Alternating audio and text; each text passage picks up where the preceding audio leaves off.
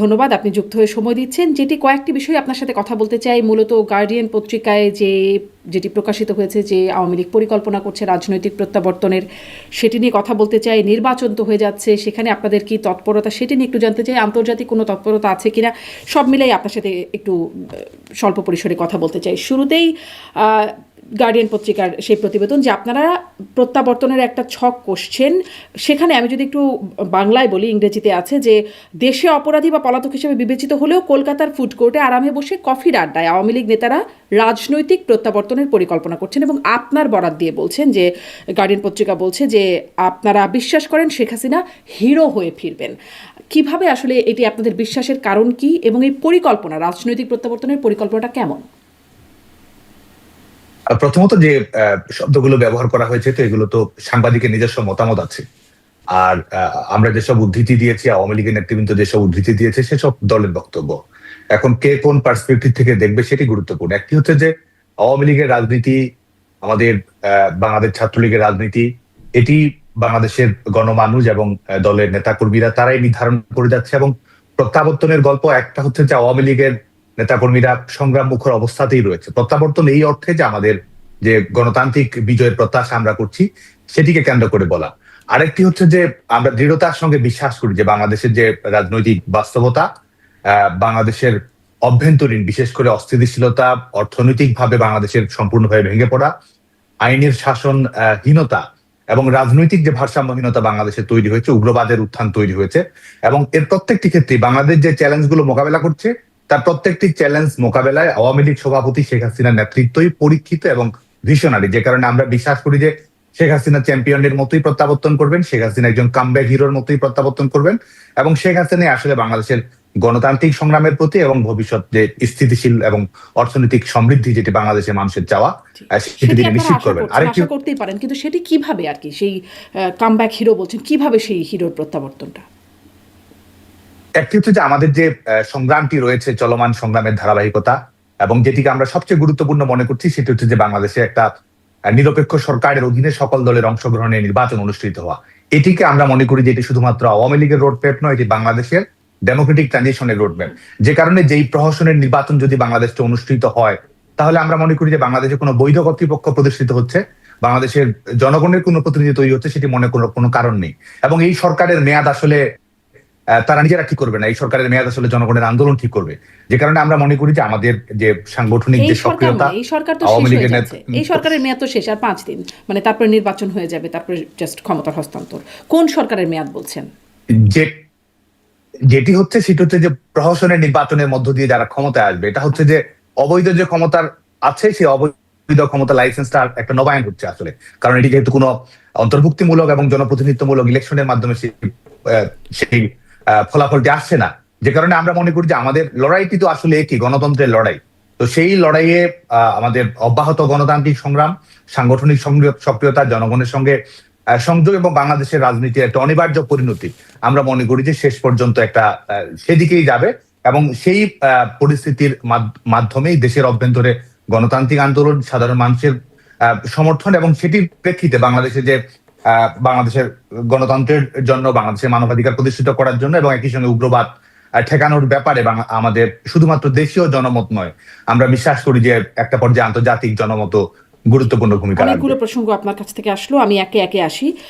আপনি বলছেন যে অবৈধ ক্ষমতার নবায়নের এই নির্বাচনটা, সেটাকে বলছেন যে যদি তাই হয়, আপনারা তো কয়েকবার এটা করতে পারলেন, তো এই সরকার এই অংশগ্রহণমূলক নির্বাচন না করে, মানে সেই অর্থে নবায়ন করতে পারবে না কেন? একবার কেন পারবে না, আপনারা এতবার পারলে? দেখুন, প্রথমত হচ্ছে যে আমরা একটা পার্থক্য আমরা সবসময় স্পষ্ট করে বলি, সেটি হচ্ছে যে কোন নির্বাচনেই কারো অংশগ্রহণের নিষেধাজ্ঞা ছিল না। বিএনপি সহ অন্যান্য রাজনৈতিক দলগুলো কিন্তু সবসময় নির্বাচনের অংশগ্রহণের সিদ্ধান্তটি সবসময়ই তাদের জন্য উন্মুক্ত ছিল। আইনগত রাজনৈতিক কোনো ধরনের বিধিনিষেধ ছিল না। আজকে কিন্তু বাংলাদেশে আওয়ামী লীগকে আপনি আইনগত নিষেধাজ্ঞার মধ্য দিয়ে নিয়ে আসছেন, এটি একটি। আরেকটি হচ্ছে যে আমাদের বাংলাদেশের যে বিদ্যমান রাজনৈতিক বাস্তবতা, যেই রাজনৈতিক বাস্তবতা আসলে আমরা বিশ্বাস করি যে একটা অন্তর্ভুক্তিমূলক নির্বাচনের মাধ্যমে সেটার সমাধান করতে হবে। বাংলাদেশের মানুষের চাওয়া যদি দেখেন, বাংলাদেশের মানুষ একটা ভারসাম্যমূলক রাজনীতি চায়। মানুষের একটি হচ্ছে যে আপনি আওয়ামী লীগের বিরুদ্ধেও তো আপনার ভোট দেওয়ার অধিকার আছে। তো আজকে অবস্থাটা তো এমন দাঁড়িয়েছে যে আপনার আওয়ামী লীগের বিরুদ্ধে জনগণ ভোট দিবে, সেই অধিকারটিও কিন্তু বাংলাদেশের জনগণের কাছ থেকে কেড়ে নেওয়া হয়েছে। যে কারণে আমাদের ভবিষ্যৎমুখী হতে হবে, এবং আমরা যদি টেকসই সমাধান চাই তাহলে সেটির মাধ্যমে আসলে সমাধানটা সুনিশ্চিত করতে হবে। সাদ্দাম, দুটি বিষয়ে, একটা হচ্ছে আপনি বলছেন ভারসাম্যমূলক রাজনীতি চায় বাংলাদেশের মানুষ, সেটা কি এই এখন চাওয়া শুরু করলো? মানে আপনারা যখন ছিলেন তখন চাইতো না, এক। এবং আপনি বলছেন পার্থক্য যে এই নির্বাচনের সাথে আপনাদের সময়ের নির্বাচনের পার্থক্য হচ্ছে আপনারা কোনো দলকে, মানে আওয়ামী লীগ কোনো দলকে নিষিদ্ধ করে নাই সেই সময়, কিন্তু আপনি আমার জানা মতে আইনের ছাত্র। ডি ফ্যাক্টো আর ডি জুর বলে একটা ব্যাপার আছে, আইনগতভাবে নিষিদ্ধ করেন নাই, কিন্তু মানে কার্যত বস্তুত তারা আসলে নির্বাচন করেও খুব লাভ হচ্ছিল না। ফ্যাক্টটা এরকমই ছিল। যদি 18 নির্বাচনের কথা আপনার নিশ্চয়ই বারবার রেফারেন্সে আসছে, আন্তর্জাতিক গণমাধ্যমগুলোতেও এই বিষয়গুলো উঠে আসছে, এখনও আসছে। তো একই তো ব্যাপার না, আপনারা আইনগতভাবে না করলেও কার্যত কোনো লাভ হবে না, নির্বাচন করেন নির্বাচন, কিন্তু লাভ হবে না, ব্যাপারটা তো এরকমই। না, প্রথম কথা হচ্ছে যে সমস্যাটি যদি এটি হয়ে থাকে যে অন্তর্ভুক্তিমূলক ইলেকশন না হওয়াটা বাংলাদেশের একটা সমস্যা, কিংবা ক্ষমতার পরিবর্তন যেটি সাংবিধানিক প্রক্রিয়ার মাধ্যমে সত্যিকারের স্বচ্ছ নির্বাচনের মাধ্যমে হওয়া উচিত, এটি যদি সমস্যা হয়ে থাকে এবং এ ব্যাপারে যদি জাতীয় মতৈক্য তৈরি হয়, তাহলে সমাধান এটি নয় যে আপনি একটি একতরফা ইলেকশনের দিকে যাবেন। সমাধানটি হচ্ছে যে অন্তর্ভুক্তিমূলক সমস্যা, অন্তর্ভুক্তিমূলক রাজনীতির ব্যবস্থা করাটাই হচ্ছে সবচেয়ে জরুরি সমাধান। তার মানে কিন্তু আপনি সমস্যাটাকে পাশ কাটিয়ে সমস্যাটা আর বাড়াচ্ছেন না। তার মানে আপনি যে রাজনীতিটা করছেন এটা কিন্তু বাংলাদেশের মানুষের নয়, বরং আপনার যে দলীয় স্বার্থান্ধ রাজনীতি আছে সেটাকে যেন আপনি সামনের দিকে টেনে নিয়ে যেতে পারেন, সেই লক্ষ্যেই কিন্তু আপনি আপনার রাজনীতিকে এগিয়ে নিয়ে যাওয়ার চেষ্টা করছেন। এটি সবচেয়ে বড় সুস্পষ্ট পার্থক্য বলে মনে করি। আরেকটি হচ্ছে যে এই নির্বাচনগুলো নিয়ে প্রশ্ন আছে, নির্বাচনগুলোতে কিন্তু বিএনপি অংশগ্রহণও করেছে, এবং বিএনপির এই 2018 সালের নির্বাচনে অংশগ্রহণ করা, সেটির একটা দুপুরবেলা তাদের প্রত্যাশা ছিল যে নির্বাচনে ভালো ফলাফল হবে, এই বাস্তবতাগুলোও কিন্তু আছে। এবং আমরা মনে করি যে এই সব বাস্তবতা এবং বাংলাদেশের এই 2024 সালের 5 আগস্ট পরবর্তী যে বাস্তবতা, সেখানে যে ধরনের ফ্যাসিবাদী রাজনৈতিক ব্যবস্থা রাষ্ট্রীয়ভাবে, আইনগতভাবে রাষ্ট্রীয় প্রতিষ্ঠানের মাধ্যমে একটি দলকে দমন-পীড়ন, নির্যাতন, নিষ্পেষণের মাধ্যমে এবং জনগণের কণ্ঠরুদ্ধ করার মধ্য দিয়ে যে পরিস্থিতির দিকে যাচ্ছে, সেটি আমরা মনে করি যে গণতন্ত্রের যদি আপনি কোনো প্যারামিটার দেখেন, তাহলে আসলে অতীতের সমস্ত রেকর্ডই আসলে বর্তমান ব্যবস্থাটি ভেঙে ফেলেছে। আর আমরা যদি স্থিতিশীলতা চাই, আমরা নির্বাচন না হওয়াটাই যদি সমস্যা হয়ে থাকে, তাহলে সেই সমস্যার দিকে, মানে সমাধানের দিকে যাওয়া হচ্ছে না আপনার ভাষ্যমতে, সেটি আপনি বলছিলেন। মানে আপনারা কি তাহলে ওই জায়গাটা অ্যাকনলেজ করে আগাতে চাইবেন যে আসলে আপনারা অন্তর্ভুক্তিমূলক নির্বাচনটা না করার কারণে ভারসাম্যটা নষ্ট হয়েছে, এবং ভারসাম্য আনার জন্য এখন অন্তর্ভুক্তিমূলক নির্বাচনটা প্রয়োজন? আপনারা কি এতটুকু অ্যাকনলেজ করে সামনের দাবিটা করেন? দেখুন, একটি রাজনৈতিক দল তো যে তার গণতান্ত্রিক মূল্যবোধ, রাষ্ট্র ক্ষমতায় তার পারফরমেন্স, কিংবা এটি তো একটি সার্বিক দৃষ্টিভঙ্গি থেকে দেখে, এবং একটা রাজনৈতিক দলের অবশ্যই নিজস্ব উপলব্ধি থাকে, এবং একই সঙ্গে শুধুমাত্র কোনো পপুলিস্ট মূল্যায়নের দ্বারা প্রভাবিত হওয়া সেটিও কিন্তু একমাত্র কাজ নয়, বরং আমরা মনে করি যে অতীতের এবং ভবিষ্যতের সমন্বয়ের মাধ্যমেই কিন্তু আমাদেরকে রাজনৈতিক সিদ্ধান্ত গ্রহণ করতে হবে। সে কারণে আমাদের একটা নিজস্ব বিবেচনাবোধ, মূল্যায়ন তো অবশ্যই আছে, কিন্তু একই সঙ্গে আমি এটি পরিষ্কারভাবে বলতে চাই যে আওয়ামী লীগ রাজনৈতিক দল হিসেবে এবং আওয়ামী লীগ সরকার হিসেবে তারা আমাদের গণতন্ত্রকে টেকসই করা, প্রাতিষ্ঠানিকীকরণ করা এবং রাজনৈতিক দলগুলো যেন নির্বাচনে অংশগ্রহণ করে সে ব্যাপারে আন্তরিকতার পরিচয় দিয়েছে। এবং গণতন্ত্রকে যদি আপনি সাকসেসফুল করতে চান, সেটির দায় সরকারের যেমন আছে, অন্যান্য রাজনৈতিক দলগুলোর আছে। এখন দায়িত্বের লঙ্ঘনটি পরিস্থিতি কে ঘটিয়েছে, কে এই ক্ষেত্রটি তৈরি করেছে, জনগণের কাছে কিন্তু এই প্রশ্নের উত্তর মানুষকে দিতে হবে। এবং সেই পরিপ্রেক্ষিতে আমি মনে করি যে আওয়ামী লীগের গণতন্ত্রের ট্র্যাক রেকর্ড এটি আশা জাগানিয়ে, এবং তাদের যে প্রমিসটা রয়েছে এটাও আমি মনে করি যে আমাদের রাজনীতির একটা বাড়তি উপাদান। জি, এই যে মানে সেই প্রশ্নটাই যে আপনারা আসলে ওই সমস্যাটা চিহ্নিত করতে পারছেন কিনা, বা ওই জায়গাটা অ্যাকনোলেজ করছেন কিনা, আপনি আপনার মতো একটা ব্যাখ্যা দিলেন। এই বিষয়ে আসলে খুব স্পষ্ট করে কেউ ভুল স্বীকার করার যে জায়গাটা, বা 5ই আগস্টের আগে যে ঘটনা সেটির ব্যাপারে খুব স্পষ্ট করে অনুশোচনা বা অনুতপ্ত হবার জায়গাটা, সেটি খুব একটা আপনাদের মধ্যে নেই, সেটি গার্ডিয়ান বলছে যে খুব অল্প কিছু মানুষই ভুল স্বীকার করেন। তার মধ্যে রেফার করছেন তানভীর শাকিল জয়, তিনিও সাবেক এমপি আওয়ামী লীগের, তাকে রেফার করছেন যে তিনি স্বীকার করছেন যে আমরা অথরিটেরিয়ান বা স্বৈরাচারী বা কর্তৃত্ববাদী হয়েছিলাম। আমার অনুষ্ঠানেও কয়েকজন নেতা, যেমন হাবিবে মিল্লাত সাবেক এমপি, তিনি বলেছিলেন জনপ্রিয়তা হারিয়েছিলেন বলেই এই অবস্থায় হয়েছিল। মানে আপনারা এই যে কেউ বলছেন, এটাকে আপনারা আসলে কিভাবে দেখেন? কেউ বলছেন, আবার বেশিরভাগ অংশ বলছেন না। না, এটি কিন্তু আজকে দেখুন যে আজকে আপনি যদি 5 আগস্ট পরবর্তীতে আওয়ামী লীগের সকল পর্যায়ের নেতৃত্বের কথা যদি বলেন, জুলাই আগস্টের ঘটনাকে অ্যাড্রেস করা থেকে শুরু করে প্রত্যেকটি বিষয়ে আওয়ামী লীগ কিন্তু দায়িত্বশীলতার পরিচয় দিয়েছে।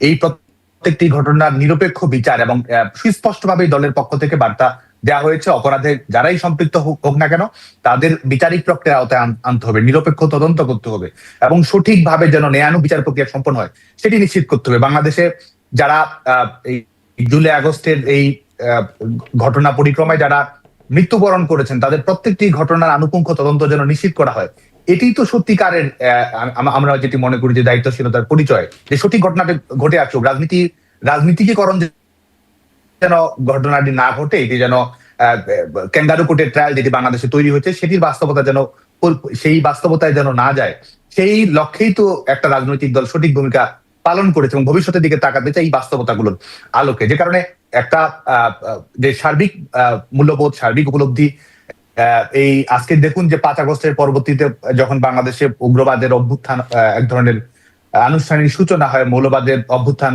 হয় বাংলাদেশে, তো সেটি নিয়ে তো অবশ্যই আমাদের উপলব্ধি রয়েছে এবং এই আমাদের রাজনৈতিক সিদ্ধান্তগুলো নিয়ে তো অবশ্যই নিজস্ব মূল্যায়ন রয়েছে। আর আরেকটি হচ্ছে যে দুঃখবোধ, অনুতাপ, অনুশোচনা, এই যে শব্দ শেষ করুন, এই যে বিষয়গুলো ব্যবহার করা হয়, প্রথম কথা হচ্ছে যে মানুষকে রায় দেওয়ার সুযোগ দিতে হবে। আজকে কে দুঃখিত হবে, কে লজ্জিত অনুভব করবে, কার কতটুকু দায় রয়েছে, এটি তো এক ধরনের বায়বীয় বিষয়। এই সিদ্ধান্ত যে আপনি কিভাবে গ্রহণ করবেন, এক গণতান্ত্রিক সিদ্ধান্ত মানুষকে নেওয়ার সুযোগ দিতে হবে। আর যদি ন্যায় বিচারের প্রক্রিয়া আপনি অবলম্বন করতে চান তাহলে সেই নিরপেক্ষ ন্যায়ানুগ বিচার প্রক্রিয়া আপনাকে নিশ্চিত করতে হবে। তো এই দায়িত্ব যারা পালন করছে না তাদেরই তো আমি মনে করি যে তাদেরই আসলে নিজেদেরকে প্রশ্ন করা উচিত যে তারা সঠিক কাজটি করছে কিনা।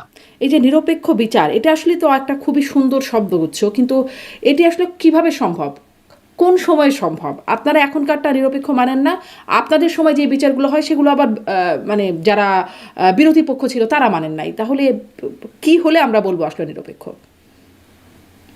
দেখুন, এখানে তো সুস্পষ্ট ভাবেই মনে করার, আপনি যখন দেখবেন যে আপনাকে ইন্ডেমনিটি দেওয়া হচ্ছে, আপনি ন্যায় বিচারের কথা বলছেন, তা আপনি ইন্ডেমনিটি কেন দেবেন? আপনি সুনির্দিষ্ট একটি গোষ্ঠীকে, একটা রাজনৈতিক দলের সঙ্গে যারা সম্পৃক্ত কিংবা একটা তাদের ভাষায় একটা রাজনৈতিক গতিপথ তারা নির্ধারণ করতে চেয়েছে এবং তারা এক ধরনের কনফেশন দিয়েছে, স্বীকারোক্তি দিয়েছে, তারা পুলিশ হত্যা, থানা লুট, এই সরকারি অবকাঠামোতে আক্রমণ, এই কাজগুলো করেছে। আপনি যখন ইন্ডেমনিটি দিচ্ছেন তখন তো আপনি ন্যায় বিচারের কোনো ধারণা আপনি রাষ্ট্র হিসেবে রাখছেন না। আপনি এটি তো আজকে শুধুমাত্র আমাদের ধারণা, এটি তো ফ্যাক্ট যে এই দখলদার সরকার তারা এক ধরনের ইন্ডেমনিটি দিয়েছে। তারা যদি ন্যায় বিচারে বিশ্বাস করে তো হোক, সমস্ত কিছু একটা ন্যায় বিচারের প্রক্রিয়ার মধ্য দিয়ে হোক, এটি তো একটি বড় দৃষ্টান্ত যে নিরপেক্ষ বিচারের ধারণা তারা রাখছে না। দ্বিতীয় বিষয় হচ্ছে যে এই যে কোর্টের আপনি বিচার প্রক্রিয়াটি দেখেছেন, এখানে যাদের বিরুদ্ধে রায় দেওয়া হচ্ছে তাদেরকে কোনো আইনজীবী নিয়োগ দেওয়া হচ্ছে, তাদের কোনো ধরনের মতামত প্রদান করার কোনো সুযোগ থাকছে নাকি কোনো ধরনের বিচারিক যে প্রক্রিয়া অবলম্বন করছে আইনজীবী নিয়োগ করবে? মানে তার জন্য তো একটা লিগ্যাল প্রসিডিওর আছে। যদি আগে থেকে শুরুতেই এই আদালতকে মানি না বলে তার মধ্যে অংশ না নেয় একটি পক্ষ, মানে আসামি পক্ষ, তাহলে কিভাবে আসলে অংশগ্রহণ করবে বা আইনজীবী দেবে বা মতামত দেবে কিভাবে? একটি হচ্ছে যে এই যে আইসিটি ট্রাইব্যুনাল যেটি গঠন করা হয়েছে, আপনি জানেন যে এটি আইনগত ভাবেও কিন্তু বেআইন। কারণ এটি একটি হচ্ছে যে যুদ্ধাপরাধীদের বিচার, মানবতা বিরোধী অপরাধীদের বিচার কার্যক্রম সম্পন্ন করার জন্য আমাদের মুক্তিযুদ্ধের প্রেক্ষাপটে এটি করা হয়েছিল। সে কারণে এই আইন কিন্তু এই আইনকে কভার করার মতো কোনো ধরনের আইনি যুক্তি কিন্তু নেই। দ্বিতীয় বিষয় হচ্ছে যে অধ্যাদেশের মাধ্যমে এটি করা হয়েছে। সেই আপনি জানেন যে অধ্যাদেশকে আপনি যখন পার্লামেন্টে অনুমোদন দিবেন সেটি আইন হিসেবে অনুমোদন পাবে। এর আজকে এই বিচারিক কার্যক্রম পরিচালনা করা হচ্ছে একটি অধ্যাদেশ দিয়ে এবং যেটি বাংলাদেশের কোনো পার্লামেন্টে এখন অনুমোদন দেওয়া হয়নি, অথচ সর্বোচ্চ বিচারিক দণ্ড সহ আনুষঙ্গিক সমস্ত প্রবিধান কিন্তু বাস্তবায়ন করা হচ্ছে। এবং এই যে বিচারিক প্রক্রিয়া, এই বিচারিক প্রক্রিয়া নিয়ে সংশ্লিষ্ট সকল সমালোচনা করতেই পারবেন, আন্তর্জাতিক অঙ্গন থেকেও এই কোর্ট নিয়ে সমালোচনা করছে, সেটি আছে, কিন্তু কি হলে আসলে সঠিক বিচার হবে আপনি আমাকে এটা বলেন যে মানে কি হলে আপনারা বলতেন বা বলবেন এটি সঠিক বিচার হচ্ছে, কি করা হলে? প্রথমত নিরপেক্ষ তদন্ত হতে হবে। দ্বিতীয় হচ্ছে যে ইন্ডেমনিটি আইন যেটি তারা করেছে, যেটির মাধ্যমে আপনি বিচারিক দায় মুক্তি দিচ্ছেন, সেটি প্রত্যাহার করতে হবে। এবং তারপরে এখানে ক্রিমিনাল রেসপন্সিবিলিটি কার কতটুকু রয়েছে, আইন শৃঙ্খলা রক্ষাকারী বাহিনী কোন পরিপ্রেক্ষিতে কি ধরনের সিদ্ধান্ত গ্রহণ করেছে, এটির প্রত্যেকটি আইনানুগ দৃষ্টিভঙ্গি, আমাদের ক্রিমিনাল জুরিসপ্রুডেন্সের ধারণা, সবকিছুর আলোকে আপনাকে সিদ্ধান্ত গ্রহণ করতে হবে। আপনি যখন রাজনৈতিক সিদ্ধান্ত বাস্তবায়ন করবেন কিংবা কোর্টকে যখন রাজনৈতিক কাজে ব্যবহার করবেন কিংবা সরকার যখন নিজেই রায় ঠিক করে দিবে, আজকে তখন তো কোনো ধরনের ন্যায় বিচারের পরিবেশ আছে এটি মনে করার কোনো কারণ নেই। জি, মানে খুব সুন্দর লাগছে কথাগুলো, কিন্তু কথাগুলো খুব থিওরিটিক্যাল মনে হচ্ছে। কারণ কি, যখন ধরেন ওই সময় তো আইন আদালত ছিল যখন আসলে এই ঘটনাগুলো ঘটছিল, তখন যে এফআইআর হচ্ছিল, তখন যে তদন্তগুলো হচ্ছিল, তখন সব মানে অজ্ঞাতনামার বিএনপি জামায়াতের নাম ঢুকিয়ে দেওয়া হচ্ছিল, একদম ভর্তি করে এফআইআর নাম ভর্তি করে দেওয়া হচ্ছিল। অতএব আসলে নিরপেক্ষ তদন্ত কিভাবে, তখন জাতিসংঘ তদন্ত করতে চেয়েছিল, কিন্তু জাতিসংঘকে তদন্ত না করতে দিয়ে তাদের কাছ থেকে টেকনিক্যাল সহযোগিতা চেয়েছিল তৎকালীন সরকার। সেই সময় পররাষ্ট্র সচিব এবং প্রধানমন্ত্রীর নাইমুল ইসলাম খান ছিলেন, তিনি তখন প্রেস সচিব, তারা মিলে বলেছিলেন, আমার এখনো মনে পড়ে সেই সংবাদ সম্মেলনটা। তো আসলে তদন্তটা কখন সঠিক হতো সেটা নিয়ে একটা প্রশ্ন। যাই হোক, এদিকে আর না যাই। আমি আসলে ওই যে প্রত্যাবর্তনের পরিকল্পনা আপনি যেটা বলছিলেন, গার্ডিয়ান পত্রিকায় লিখছে যে পরিকল্পনার মধ্যে আসন্ন নির্বাচন ব্যাহত করতে হাজার হাজার সমর্থককে সক্রিয় করার উদ্যোগ রয়েছে। এটা গার্ডিয়ান পত্রিকা বলছে, মানে সমর্থককে সক্রিয় করার উদ্যোগ, মানে এই বিষয়টাকে একটু ব্যাখ্যা করবেন যে কীরকম উদ্যোগ আপনাদের রয়েছে আসন্ন নির্বাচনকে ঘিরে? আমি আগের প্রসঙ্গে শুধু 1 মিনিট সময় নিচ্ছি। সেটা হচ্ছে যে আপনি ন্যায় বিচারের যে ধারণার কথা বললেন, সিলেক্টিভ জাস্টিস করার তো কোনো ধরনের ন্যায় বিচার না, এটা তো জাস্টিস না। আজকে দেখুন যে আপনি সরকারের রিপোর্ট অনুযায়ী 800 জন ধরা হয়েছে জুলাই আগস্টে, নিহত হয়েছে জাতিসংঘে সেটি হচ্ছে যে 15 আগস্ট পর্যন্ত তারা 1400 জনের একটি ধারণা দিয়েছে। আপনি যদি জুলাই আগস্টের মধ্যেও দেখেন, আওয়ামী লীগের নেতাকর্মী কিন্তু মৃত্যুর সংখ্যা, শহীদ হওয়ার সংখ্যা অনেক বেশি, এবং আইন শৃঙ্খলা রক্ষাকারী বাহিনী তো আছেই। এবং 5ই আগস্টের পর থেকে 15ই আগস্ট আপনি যদি জাতিসংঘ থেকে আন্তর্জাতিক মানদণ্ড অনুসরণ করেন, সেখানেও কিন্তু আওয়ামী লীগের দলীয় নেতাকর্মী নিহত হওয়া, মৃত্যুবরণ করা এবং আগুন দিয়ে পুড়িয়ে মারার অসংখ্য ঘটনা ঘটেছে। এবং কারাগারের এবং 8 আগস্টে যখন এই দখলদার সরকার গঠন করে, তারপর থেকে তো শুধুমাত্র কারাগারের অভ্যন্তরেই 2 শতাধিক মানুষ মৃত্যুবরণ করেছে এই বিচার বহির্ভূত হত্যাকাণ্ডে। তো আপনি যদি বিচার করতে চান, তাহলে তো সমস্ত কিছুর বিচার করতে হবে। আপনি কোনোটার বিচার করবেন, কোনোটার বিচার করবেন না, এটা তো ন্যায় বিচার হতে পারে। আপনি সকল কিছুর বিচার করুন, এবং যে কোনো আইনের শাসনের মুখোমুখি হওয়ার সক্ষমতা অবশ্যই আমাদের আছে। আর আপনি যেটি আপনি যে দ্বিতীয় বিষয়টি দ্বিতীয় বিষয়টি আমি আবারও বলছি আপনাকে, দ্বিতীয় বিষয়টা আমি আবারও আপনাকে বলছি, কিন্তু এই সময়ের বিচারের সমালোচনা করছেন। আমি আসলে প্রশ্নটা ওখানেই করছিলাম, আপনাদের সময়ের যে বিচার ব্যবস্থাটা শেষের দিকেও যেটি হচ্ছিল, এই প্রসঙ্গে যেটি হচ্ছিল, সেটার উপরেও মানুষ আস্থা রাখতে পারছে না, যার ফলেই আসলে প্রশ্ন যে কি হলে বা কখন আসলে ন্যায় বিচারটা পাওয়ার সুযোগ হতো। জি, এখন কি আপনি পরের প্রশ্নে আসতে চান? আমি কি প্রশ্নটা করব? প্রশ্ন করছিলাম যে পরিকল্পনার মধ্যে যে এইটি গার্ডিয়ান বলছে যে হাজার হাজার সমর্থককে সক্রিয় করার উদ্যোগ রয়েছে, এই বিষয়টি একটু ব্যাখ্যা করবেন, কিরকম ভাবে সমর্থকদের সক্রিয় করার উদ্যোগ?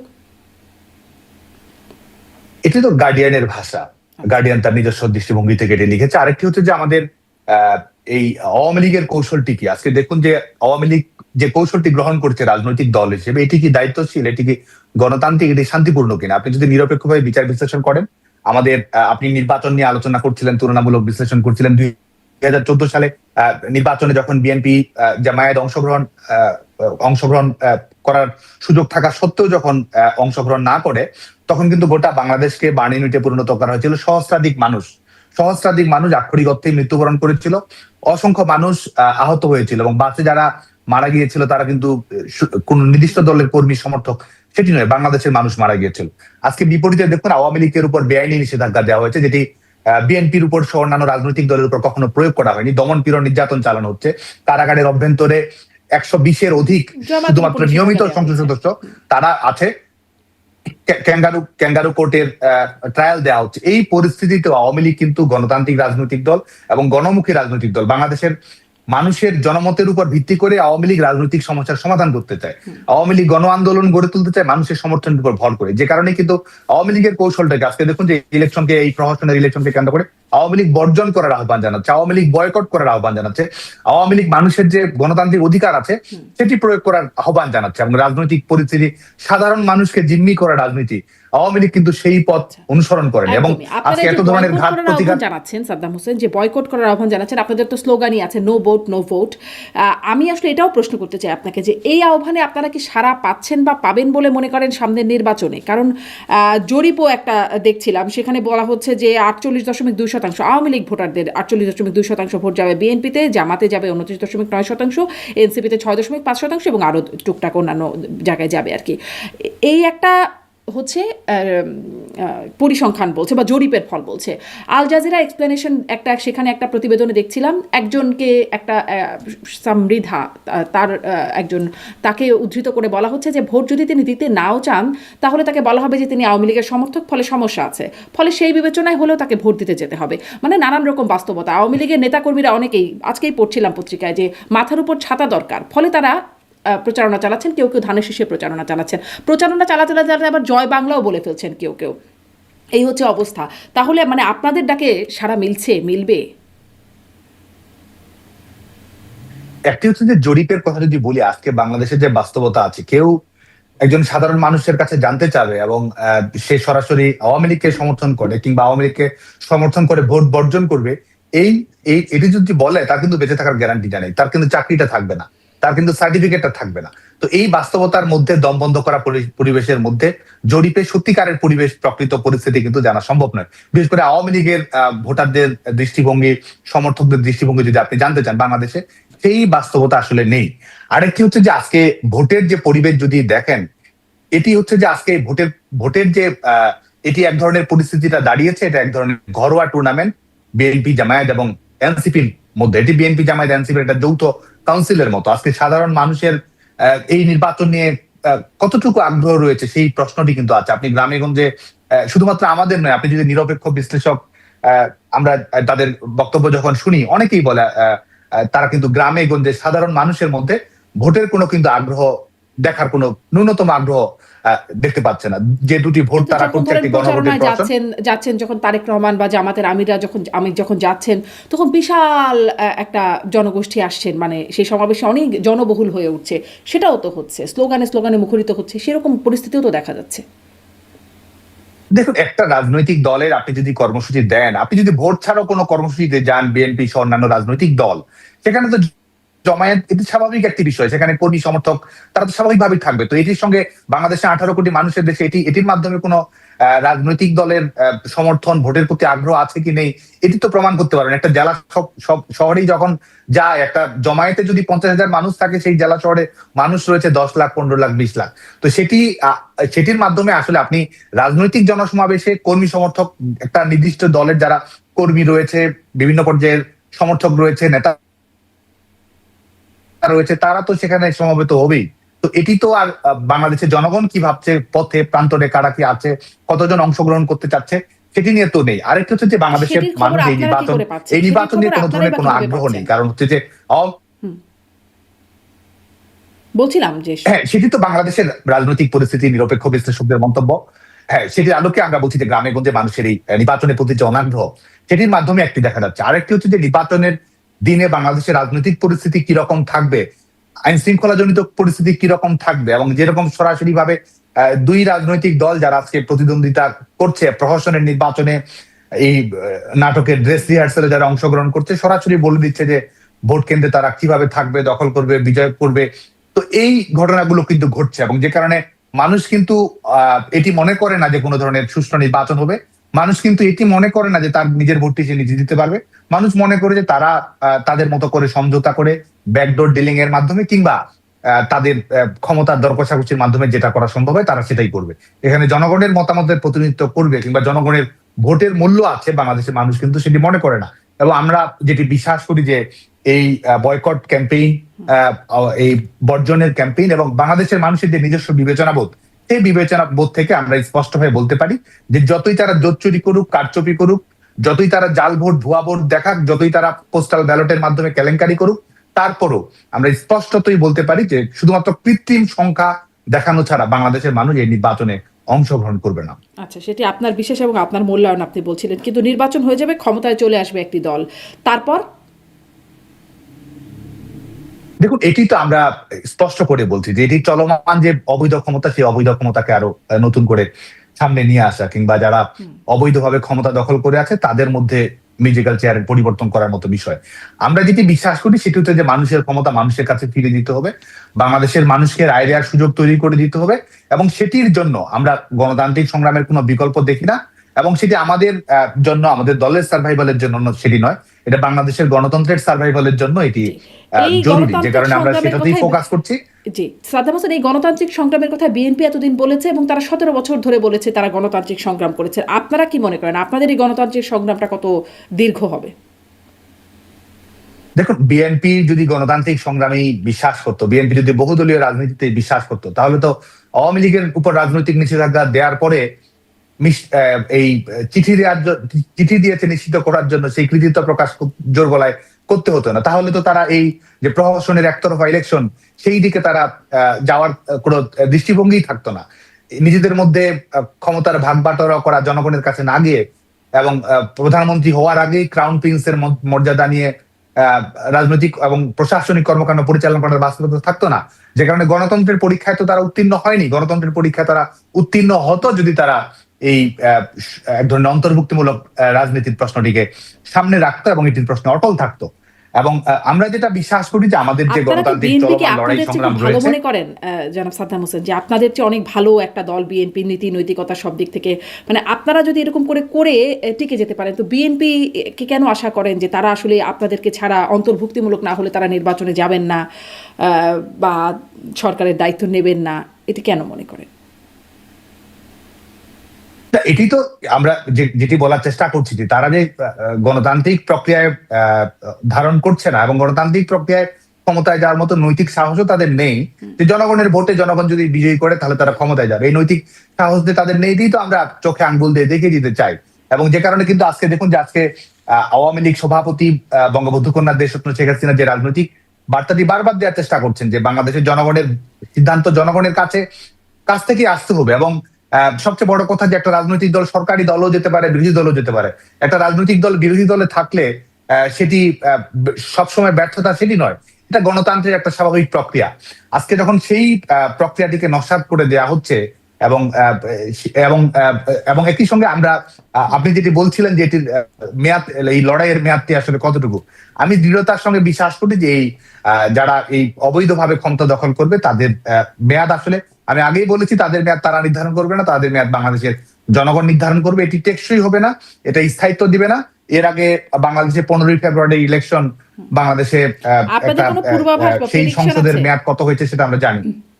কোনো প্রেডিকশন আছে যে আমি মনে করি যে এই যারা আমরা মনে করি যে প্রহসনের নির্বাচনের মধ্য দিয়ে যারা ক্ষমতায় আসবে তাদের মেয়াদ বেশি দিন হবে না এবং শেষ পর্যন্ত একটা নিরপেক্ষ সরকারের অধীনে নির্বাচন দিয়েই আসলে জনগণের কাছে ফয়সালা করতে হবে। আমাদের লক্ষ্য এটি, বাংলাদেশের জনগণের লক্ষ্য এটি, এবং এটি বাংলাদেশের আসলে আমাদের একমাত্র সমাধান। যে বারবার মানে সাবেক প্রধানমন্ত্রী আওয়ামী লীগ নেত্রী শেখ হাসিনা তার যে নির্দেশনার কথা তিনি বলছেন, আমরা জানতে পারছি তিনি বা গার্ডিয়ানের প্রতিবেদনেও বলা হচ্ছে যে তিনি নিয়মিতই আওয়ামী লীগের সিনিয়র নেতা, সাবেক এমপি, মন্ত্রীদের সাথে বৈঠক করছেন এবং আপনিও আছেন, আপনিও যান তাদের মধ্যে বৈঠক করতে, কিন্তু তার সাথে সাক্ষাতের বিষয়গুলো একরকম গোপনীয়তার সাথে হয়। যেমন ধরেন প্রথম যখন শুনলাম যে নেতারা প্রথমবারের মতো সাক্ষাৎ করতে যাচ্ছেন, সেই বৈঠকে বা সেই সাক্ষাতে আওয়ামী লীগের সাংগঠনিক সম্পাদক SM কামালও ছিলেন বলে জেনেছি। তার সাথে যখন আমার এই অনুষ্ঠানে কথা বলার সুযোগ হয়েছে তাকে আমি জিজ্ঞাসা করেছি, তিনি ওই বৈঠক প্রসঙ্গে বলতে রাজি হন নাই। সম্প্রতি যুক্তরাজ্য আওয়ামী লীগ এর 5 জন প্রতিনিধি দেখা করে এলেন শেখ হাসিনার সাথে, সেখানেও আমি যোগাযোগ করেছি সিলেটের সাবেক মেয়র আনোয়ারুজ্জামান চৌধুরীর সাথে। তিনি অন্যান্য বিষয়ে বলতে চান কিন্তু এই বৈঠক সম্পর্কে বলতে চান না। এখানে কি কোনো গোপনীয়তাটা রাখা হচ্ছে, মানে কেন রাখা হচ্ছে এই গোপনীয়তাটা? দেখুন, এটা যদি গোপনীয় থাকতো তাহলে তো এই খবরগুলো বাইরে আসতো না। কিন্তু কি কথা আরেকটি হচ্ছে যে আওয়ামী লীগ সভাপতি বঙ্গবন্ধু কন্যা দেশরত্ন, দেখুন রাজনৈতিক বার্তা তো আমরা প্রত্যেক মুহূর্তেই, আওয়ামী লীগ সভাপতি নিজেই রাজনৈতিক বার্তা দিচ্ছেন, আওয়ামী লীগের অফিসিয়াল পেজ থেকে তিনি সরাসরি বার্তা দিচ্ছেন। দলের বক্তব্য তো প্রত্যেক মুহূর্তে পরিষ্কার করা হচ্ছে, দলের বক্তব্যের মধ্যে তো কোনো ধরনের কোনো গোপনীয়তা নেই। দল কোন দৃষ্টিভঙ্গিতে বিশ্বাস করে, দল কিভাবে এগোতে চায়, গোপনীয়তা রাজনীতিতে আওয়ামী লীগ করছে না। আওয়ামী লীগ কি করতে চায়, কাদেরকে বৈধ বলছে, কাদেরকে অবৈধ বলছে, আওয়ামী লীগ তো কোনো কিছু পরিষ্কার করতে বাকি রাখেনি। এবং সেই জনগণের উপর ভরসা করেই তো আওয়ামী লীগ ঘুরে দাঁড়ানোর জন্য গণতান্ত্রিক সংগ্রামটা অব্যাহত রাখতে চাচ্ছে। আর যে রাজনৈতিক সাংগঠনিক সক্রিয়তার কথা আপনি বলছেন, সেটি 5ই আগস্টের পরবর্তী সময় থেকেই সেই তৃণমূলের নেতাকর্মীদের সঙ্গে যোগাযোগ রক্ষা করা, সংগঠনকে সক্রিয় করা, সংগঠনকে চাঙ্গা করা, এবং শুধুমাত্র কিন্তু দলীয় নেতাকর্মীদের নয়, বাংলাদেশের সাধারণ মানুষের সঙ্গে সংযোগ তৈরি করা, প্রত্যেকটি ক্ষেত্রেই আমাদের আওয়ামী লীগ সভাপতি দূরদর্শিতার পরিচয় দিচ্ছেন। প্রত্যেকটি ক্ষেত্রেই বাংলাদেশের মানুষের গণতান্ত্রিক সংগ্রামকে সাহস দেওয়া, অভয় দেওয়া, অনুপ্রেরণা দেওয়া, প্রত্যেকটি ক্ষেত্রেই তিনি ক্রমাগতভাবে আমাদের ঐক্যবদ্ধ করা, সংগ্রামকে সুসংহত করার ক্ষেত্রে দৃঢ়তার সঙ্গে নেতৃত্ব দিয়ে নেতৃত্ব যাচ্ছেন। দিচ্ছেন। আচ্ছা, তাহলে কিন্তু আমরা আল জাজিরাকে দেওয়া সেই সাক্ষাৎকারে শেখ হাসিনা পুত্র সজীব অজয় তিনি বলেছেন তার মা বৃদ্ধ হয়ে গেছেন, তার মা রিটায়ার করবেন, সেই অবস্থায় কেউ অনন্তকাল বাঁচেন না, এরকম একটা অবস্থা। কিন্তু আপনিও যাচ্ছেন, দেখা হচ্ছে, মানে সেই রকম অবস্থা, তাকে বৃদ্ধ বা রিটায়ার করার মতো অবস্থা এরকম কি তার আসলে আপনাদের মনে হচ্ছে কিনা? আপনার আগের কথার সাথে যদিও খুব একটা মেলে না, তারপরেও প্রশ্নটি করছি যে দেখছেন কিনা সেই অবস্থা যেরকমটা সজীব অজয় দাবি করছেন। দেখুন, এটা একটি একটি প্রশ্নের প্রেক্ষিতে সে উত্তরটি দেয়া, এবং এটি আমাদের যে রাজনৈতিক কর্মপরিকল্পনা, আমাদের দলের যে কর্মপরিকল্পনা রয়েছে, এটি গণতন্ত্রকে ফিরে এনে এবং শেখ হাসিনার একটা ঐতিহাসিক স্বদেশ প্রত্যাবর্তন, যেটি বাংলাদেশের গণ আন্দোলনের মধ্য দিয়ে, এটির সঙ্গে আসলে কোনো ধরনের বিরোধাত্মক পরিস্থিতি তৈরি করে বলে আমি মনে করি না। আচ্ছা, মানে নেতৃত্ব থাকছেন না শেখ হাসিনা, তেমনটাও সজীব অজয় দাবি করেছিলেন যে দেশে প্রত্যাবর্তন করলে সেটি শেখ হাসিনার নেতৃত্বে হবে না। মানে নেতৃত্ব নিয়ে কি কোনো কোন্দল আছে দলে? প্রশ্নই আসে না। দল ঐক্যবদ্ধ, দল সুসংহত, এবং যেটি এখানে যে রাজনৈতিক যে বার্তাটি দেওয়ার চেষ্টা করা হয়েছে সেটি হচ্ছে যে আমাদের গণতান্ত্রিক যে সংগ্রাম সেটি বাংলাদেশের জনগণ নির্ভর। আওয়ামী লীগ রাজনৈতিক দল হিসেবে সেই সংগ্রাম করবে এবং শেখ হাসিনা সেই লড়াই সংগ্রাম এবং ঐক্যের প্রতি, এবং আমরা বিশ্বাস করি যে আমাদের যে গণতান্ত্রিক সংগ্রাম চলমান রয়েছে এই সংগ্রামের সফলতা, শেখ হাসিনার স্বদেশ প্রত্যাবর্তন, এই সবকিছু আসলে একই বিন্দুতে মিলে আসে। আমি মনে করি যে সেই রাজনৈতিক বার্তাটি আসলে পরিষ্কার। একদম শেষ প্রশ্নে আসি, আসলে শেষ প্রশ্ন, আমি একটু বইয়ের প্রসঙ্গে আসবো, কিন্তু আন্তর্জাতিক তৎপরতার প্রসঙ্গটা একটু, যে আমরা সেই যে ওয়াশিংটন পোস্টে যে একটা খবর ছাপা হলো বা যুক্তরাষ্ট্র এম্বাসি থেকে একটা কথোপকথন লিক হয়ে গেল, সেখানে দেখা গেল যে যুক্তরাষ্ট্র একরকম জামাতকে সমর্থনই করছে এবং বিএনপির একরকম বিরোধিতা আছে সেখানে, সেটা একটা স্পষ্ট।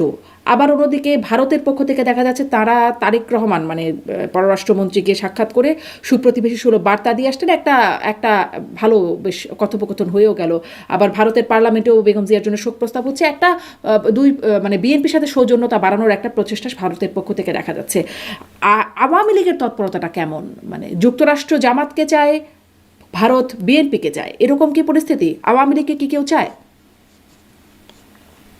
আন্তর্জাতিক আওয়ামী লীগ তো মনে করে মানুষের, আমাদের ক্ষমতার কেন্দ্র হচ্ছে জনগণ, এবং আজকে দেখুন যে আজকে যখন আপনি ক্ষমতার জন্য দর কষাকষি করছেন, আপনি নির্ভর করছেন ইলেকশন কমিশনার কি করছে, আপনি নির্ভর করছেন যমুনা থেকে কি সিদ্ধান্ত আসছে, এবং আপনি বাংলাদেশের আপনি রাজনৈতিক ক্ষমতায় অভিষিক্ত হতে যান, সেটির উপর জনগণের সার্বভৌমত্বের উপর বিশ্বাস না করে, ভরসা না করে আপনি যখন বিভিন্ন ধরনের তৎপরতার উপর নির্ভর করেন, এটি প্রমাণ করে যে আপনার জনগণের সমর্থনটি আসলে নেই। আপনারাও আন্তর্জাতিক তৎপরতা চালাচ্ছেন, বিভিন্ন লবিং করছেন, তো আপনারাও এমনটা না তো না যে আপনারা করছেন না কিছু। দেখুন, একটা রাজনৈতিক দলের যে সংগ্রাম, সেই সংগ্রামটি জনগণকে কেন্দ্র করে, এবং সেই সংগ্রামটিকে কেন্দ্র করেই কিন্তু রাজনৈতিক দলের কর্মকাণ্ড আবর্তিত হচ্ছে। আওয়ামী লীগ সেটিতেই ফোকাস করছে, এবং বাংলাদেশের অভ্যন্তরে মানবাধিকার লঙ্ঘনের ঘটনা, যেটি তো আমরা মনে করি যে সেটি সাম্প্রদায়িক সহিংসতার ঘটনা, গণতন্ত্র হরণের ঘটনার ক্ষেত্রে যেন একটা আন্তর্জাতিক জনমত গড়ে ওঠে, আন্তর্জাতিক জনমতকে প্রাধান্য দেয়া, সেটিকে ফ্যাসিলিটেট করা, সেই লক্ষ্যে একটা রাজনৈতিক দল, আধুনিক রাজনৈতিক দল অবশ্যই ভূমিকা রাখে। কিন্তু অবশ্যই আমাদের রাজনৈতিক আন্দোলনই আমাদের গণতান্ত্রিক সংগ্রামের মূল চাবিকাঠি। কিন্তু সেই ভূমিকাটা কি সফল হচ্ছে আপনাদের, সেই ভূমিকাটা? কারণ ওই যে সেই মানে অনানুষ্ঠানিক বা পর্দার পেছনে যে আলোচনাগুলো হচ্ছে, সেগুলোতে তো এক একটা দলের প্রতি এক একটা সুপার পাওয়ারের সমর্থন অনেকটা স্পষ্ট হচ্ছে। সেখানে আপনাদের মানে সেই ভূমিকা, লবিংয়ের ভূমিকা বা তৎপরতার ভূমিকা কতটা সফল হচ্ছে? আপনাদেরকে কি কেউ চাইছে? চাওয়া না চাওয়ার প্রশ্নটি আসলে নয়। দেখুন, এখানে যেটি নির্বাচনটা যে অন্তর্ভুক্তিমূলক নয়, এটি কিন্তু আন্তর্জাতিক বিভিন্ন প্রতিষ্ঠানের প্রতিবেদন, তাদের মূল্যায়ন, এই মূল্যায়নগুলো তো কিন্তু নানাভাবেই ফুটে আসে। সেটি আন্তর্জাতিক গণমাধ্যম বলুন, আমাদের বিষয় দেখলাম আসছে কি আসলে। কারণ কি দেখেন, ইউরোপীয় ইউনিয়ন অন্তর্ভুক্তিমূলক নির্বাচনের সংজ্ঞাই বদলে দিল। এখন অন্তর্ভুক্তিমূলক নির্বাচন বলতে তারা এখন বোঝাচ্ছে যে জনগণের সব সেক্টর যদি ভোট দিতে পারে তাহলেই অন্তর্ভুক্তিমূলক নির্বাচন। যখন আওয়ামী লীগ ক্ষমতায় ছিল তখন তাদের অন্তর্ভুক্তিমূলক নির্বাচনের সংজ্ঞাটা কিন্তু ভিন্ন ছিল। তখন তারা বলতো যে সকল দল আসলে থাকতে হবে নির্বাচনে। এরকম জাতিসংঘের পক্ষ থেকেও সংজ্ঞাই একরকম বদলে গেছে অন্তর্ভুক্তিমূলক নির্বাচন। কোথায় আন্তর্জাতিক মানে আপত্তির জায়গা দেখছেন? না, যেটি আমরা মনে করি যে এটি একটা ইভলভিং সিচুয়েশন, এবং অবশ্যই কিছু মূল্যায়ন আছে যে নির্বাচনটা যে অন্তর্ভুক্তিমূলক হচ্ছে না, নির্বাচনে আওয়ামী লীগকে নির্বাচনের বাইরে রাখা যে বাংলাদেশের গণতান্ত্রিক সমস্যার সমাধান সংকট যেটি রয়েছে সেটির সমাধান হচ্ছে না। এটি কিন্তু নানাভাবে প্রকাশ্যে প্রত্যক্ষ পরোক্ষভাবে নানা মূল্যায়নই কিন্তু উঠে আসছে, বা আমরা বিশ্বাস করি যে আমাদের যে চলমান যে রাজনৈতিক পরিস্থিতি সেটির আলোকে এটি এই বার্তাটি আরো পরিষ্কার এবং আরো শক্তিশালী ভাবে আসবে। জি, আসবে বলে মনে করছেন। কিন্তু আমি ওই তো ইউরোপীয় ইউনিয়ন, জাতিসংঘ এগুলো দেখছিলাম যে তারা আসলে অন্তর্ভুক্তি নির্বাচনের সংজ্ঞা বদলে দিয়ে এখন মানে রাজনৈতিক দলগুলোর অংশগ্রহণের প্রয়োজনীয়তা তারা ওইভাবে অনুভব করছে না। সেটি আমি বলছিলাম যে কারা তাহলে বুথ করছে। যেমন ধরেন আপনারা যখন ক্ষমতায় ছিলেন তখন বিভিন্ন রাষ্ট্রদূত, পশ্চিমা রাষ্ট্রদূতরা মিলে যৌথ বিবৃতিও দিত বিভিন্ন সময়। এখন আসলে সেটা দেখাও যাচ্ছে না। ফলে এই জন্যই প্রশ্নটা করছিলাম যে আন্তর্জাতিক অঙ্গন থেকে, ক্ষেত্র থেকেও কি সেই চাপটা হচ্ছে কিনা, আপনাদেরকে কেউ চাইছে কিনা। আর একটা প্রশ্নে, শেষ প্রশ্নে যাই। দেখছিলাম একটা খবর আজকের পত্রিকাতে যে বুয়েটের ছাত্রলীগের নতুন কমিটি, সভাপতি তানভীর মোহাম্মদ স্বপ্নীল, সহসভাপতি, সাধারণ সম্পাদকের পদ আছে। এটি আসলে, এই খবরটি আসলে কি? আসলেই বুয়েটে এরকম এই সময়ে, যেহেতু ছাত্রলীগ এখন নিষিদ্ধ একটা সংগঠন বাংলাদেশে, অন্তত এই কমিটিটা হয়েছে? হ্যাঁ, বাংলাদেশ প্রকৌশল বিশ্ববিদ্যালয়ের কমিটি ঘোষণা করা হয়েছে এবং বুয়েটের যারা মেধাবী শিক্ষার্থী আন্দোলন সংগ্রামে সক্রিয় আছে, নানাভাবে ভূমিকা রাখছে, তাদের মধ্য থেকেই নেতৃত্ব নির্বাচিত করা হয়েছে। এবং আমরা একটা পরিষ্কার বার্তা দিতে, যে আজকে দেখুন যে ছাত্রলীগের উপরে দমন পীড়ন, এই দখলদার সরকারের নিষেধাজ্ঞা, এই সমস্ত বাস্তবতা থাকা সত্ত্বেও ছাত্রলীগের নেতাকর্মীরা কিন্তু, আমরা বলেছি যে আমরা প্রকাশ্যে কার্যক্রম চালাবো, আমাদের সাংগঠনিক কর্মসূচি, আমাদের সাংগঠনিক কমিটি, আমাদের কর্মকৌশল, আমাদের লক্ষ্য উদ্দেশ্য সবকিছু উন্মুক্ত থাকবে। উন্মুক্ত ভাবেই আমাদের সততা, আমাদের যে আদর্শিক অঙ্গীকার রয়েছে সেটির উপর ভর করেই আমরা ভূমিকা রাখতে চাই। আমরা আমাদের ছাত্র রাজনীতিতে আমাদের গুণগত পরিবর্তন নিয়ে আসতে চাই, সেই লক্ষ্যে কাজ করতে চাই। আজকে বাংলাদেশ প্রকৌশল বিশ্ববিদ্যালয়ের কমিটি গঠন প্রক্রিয়া আসলে সেটিরই উদ্দেশ্য, এবং এখানেই শুধু নয়, বাংলাদেশের সকল শিক্ষা প্রতিষ্ঠানে অনিরাপদ হয়ে যাবে না? কারণ তারা নিষিদ্ধ ঘোষিত একটা ছাত্র সংগঠনের সদস্য, তারা প্রকাশ্যে কাজ কি করে করবে? তাদের মানে অনিরাপদ হয়ে যাবে না তারা? দেখুন, নিষেধাজ্ঞা তো তারা শুরু থেকেই অব্যাহত রেখেছে। 5ই আগস্টের পর থেকেই তো তারা দমন পীড়ন নির্যাতন চালাচ্ছে, কিন্তু এর মধ্য দিয়েই তো আজকে 5 লক্ষের অধিক শিক্ষার্থী শিক্ষা কার্যক্রমের বাইরে রয়েছে। তারপরও কি ছাত্রলীগের কর্মী যারা রয়েছে, যারা লড়াই করে যাচ্ছে, সংগ্রাম করে যাচ্ছে, তারা তো তাদের সংগ্রামকে আরো শক্তিশালী করছে, তারা তো আরো ক্ষিপ্র হচ্ছে, তারা তো আরো বেশি রাজপথে নামার ব্যাপারে তাদের উন্মাদনা, সামাজিক যোগাযোগ মাধ্যমে সক্রিয়তা, জনমত গড়ে তোলার ক্ষেত্রে ভূমিকা, মানুষের কাছে বার্তাটা পৌঁছে, তারা সেই সাহসিকতার সঙ্গে আসলে তারা সেই লড়াইটা লড়তে চায়। কারণ তারা মনে করে যে যে গণতান্ত্রিক কারণ এবং দেশের প্রতি দায়িত্ববোধ এবং আমাদের ভবিষ্যৎ প্রজন্মের যে নিরাপত্তা সুরক্ষিত করার প্রয়োজন রয়েছে, সে কারণে আসলে সেই সাহসটুকু ছাত্রলীগের নেতাকর্মীদের আছে, সেই মনোবলটুকু তাদের আছে, সেই সততাটুকু তাদের আছে। যে সেই সাহস, সেই মনোবলের জায়গায় আপনাদের কি কোথাও ঘাটতি আছে? কারণ গার্ডিয়ানে আপনাকে রেফার করে বলছেন যে কলকাতায় আপনারা ঠিক জেলের ভয়ে যে আছেন তা নয়, বরং ফিরে গেলে আপনাদের মেরে ফেলবে। এ কারণেই যারা আছেন কলকাতায়, মানে সে কারণেই আছেন, জেলের ভয় নয় বরং মেরে ফেলার ভয়। দেশে তো অনেককে মেরে ফেলছে, সেই খবরটাও আসছে আমাদের কাছে। আর অনেকে আছেন জেলে, তাদের স্ত্রী সন্তানদের, সাদ্দামের মতো আর এক সাদ্দাম, তার মতো অনেকের পরিণতি হচ্ছে। এখন কি বিষয়টা অনেকটা হিজ হুজুজ, বা যার তার যার মতো যে পালিয়ে আছে, যে পারছে সে জেলে, মানে যে পারছে না জেলে যাচ্ছে বা মারা যাচ্ছে, এরকম অবস্থা, যে যার তার অবস্থা? দেখুন, এখানে তো আর প্রশ্নটি উল্লেখ করা নাই। প্রশ্নটি উল্লেখ করা থাকলে আসলে উত্তরটি বুঝতে সুবিধা হতো। যেই প্রশ্নের প্রেক্ষিতে উত্তরটা দেয়া, সেটি হচ্ছে যে আমি ব্যাখ্যা করেছিলাম 5ই আগস্টের পরে কি পরিস্থিতির মধ্যে আমাকে থাকতে হয়েছিল, এবং আমি প্রাথমিকভাবে কার্যক্রম পরিচালনা করা, দেশের অভ্যন্তরে থাকার নিরাপত্তা, আইনগত সুবিধা, এমনকি জেলের ভিতরে নিরাপত্তা থাকবে কিনা, এটি আমি মূল্যায়ন করার চেষ্টা করছিলাম। এবং যখন আমার রাজনৈতিক অবস্থার আলোকে, মূল্যায়নের আলোকে এটি মনে হচ্ছিল যে সেই কোনো ধরনের, এমনকি জেলের ভিতরে নিরাপত্তা কিংবা আইনগত কোনো ধরনের সুরক্ষা কিংবা স্বাভাবিক কার্যক্রম পরিচালনা করার মতো ন্যূনতম বাস্তবতা থাকা, সেটি থাকলে এই দেশের বাইরে আসার প্রশ্নটা আসতো না। যখন আসলে হত্যার বিষয়টি একটা সামষ্টিক একটা পরিস্থিতি তৈরি হয়ে দাঁড়িয়েছিল, সেই পরিপ্রেক্ষিতে আসলে দেশ ত্যাগ করতে হয়েছে। এটি ছিল আসলে প্রশ্নের প্রেক্ষিতে পূর্ণাঙ্গ উত্তর। যে এটা আপনি গার্ডিয়ানের উত্তরটা বলছেন, কিন্তু ওই যে আমি এটাও জিজ্ঞাসা করছিলাম যে আপনারা পেরেছেন, তারা আসলে দেশ ত্যাগ করেছেন বা পালিয়েছেন, যারা পেরেছেন, আর যারা পারেন নাই তারা দেশে আছেন, জেলে আছেন, অনেকে মারা যাচ্ছেন, অনেকে আসলে হত্যাকাণ্ডের শিকার হচ্ছেন, এরকমটা একটা পরিস্থিতি, এই বাস্তবতা আসলে আছে। এটাই আমি জিজ্ঞাসা করছিলাম। তাহলে কি এখন হিজ হুজুর, যারটা শেষে দেখছে যে কেউ জেলে যাচ্ছে, কেউ আসলে মারা যাচ্ছে, আর যারা পারছেন দেশের বাইরে আছেন? দেখুন, সবাইকেই দেশে ফিরতে হবে। আমরা যারা গণতান্ত্রিক সংগ্রাম এবং এই দলের যারা কর্মী রয়েছে, সবাইকে আমাদের ধাপে ধাপে দেশে ফিরতে হবে। এবং অবশ্যই আমরা সেই আমরা অবশ্যই দেশে ফেরার জন্য আমাদের সেই একাগ্রতা, সেই দৃষ্টিভঙ্গি এবং যে উন্মুখ হয়ে থাকা নিজের দেশের প্রতি, সেটা তো আছে। আমরা রাজনীতি করি, জেল জুলুম কিংবা যে কোনো প্রতিকূল পরিস্থিতি মোকাবেলা করা, সেটি তো অবশ্যই আমরা অবশ্যই সেটার জন্য প্রস্তুত রয়েছি এবং সেটি আমরা করব। আমরা রাজনীতি করে কোনো কিছুতে পরোয়া করে কিংবা পিছপা হয়ে সেই রাজনীতি, আজকে যেটি ঘটেছে এটা সাময়িক কৌশলগত অবস্থান পরিবর্তন, এটির বাইরে আসলে কোনো কিছুই নেই। আজকে দেশের অভ্যন্তরে যারা লড়াই করছে, সংগ্রাম করছে, আমাদের সংগ্রামকে এগিয়ে নিতে তারা আমাদের কাছে নায়ক এবং আমরা তাদের লড়াই আমরা সহযোদ্ধা হতে চাই এবং আমরা আজকে দেশের অভ্যন্তরে দেশের বাইরে থেকে যারা যেখানে যেভাবে কাজ করতেছে সেই ঐক্যবদ্ধ কাজটিকে যেন আরো দৃঢ় করা যায়, সুসংহত করা যায়, লক্ষ্যের অভিমুখে আরো ত্বরান্বিত করা যায়, সেই কাজটা আমরা করছি। কিন্তু চূড়ান্ত ভাবে সেই লড়াই আমাদের দেশের অভ্যন্তরে গিয়ে আমাদের সেই গণতান্ত্রিক সংগ্রামকে শক্তিশালী করতে হবে এবং সেই প্রস্তুতি আমাদের রয়েছে।